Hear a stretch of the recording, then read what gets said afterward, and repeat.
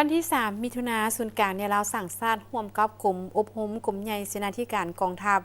และกองกีฬากองทัพกระทรวงป้องกันประเทศได้จัดพิธีปลูกต้นไม้ที่บริเวณอ้อมข้างเดินกีฬากองทัพเนื่องในโอกาสวันเด็กน้อยสากลและวันปลูกต้นไม้แห่งชาติ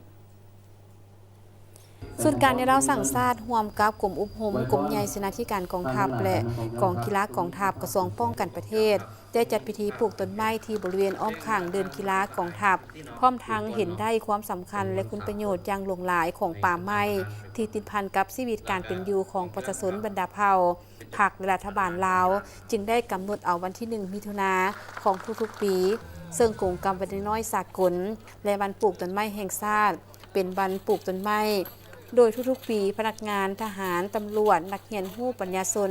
และสั้นคนต่างๆอยู่ศูนย์กลางและท้องถิ่นในขอบเขตทั่วประเทศได้พากันจัดกิจกรรมอย่างเป็นขบวนฟุตฟื้นท่านอดพงษ์สวรรค์รองประธานศูนย์กลางในเราสั่งชาติมีความเห็นในพิธีปลูกต้นไม้ครั้งนี้เพื่อปลูกไม้ให้เป็นป่าแนะใส่ให้เนื้อที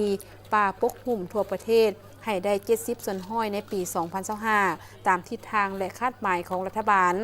และอย่างที่ผ่านมาพรรคและรัฐบาลเห็นได้ความสำคัญของเวียกงานคุ้มครองปกปักรักษาทรัพยากรธรรมชาติและสิ่งแวดล้อมโดยเฉพาะเป็นการปกปักรักษาป่าไม้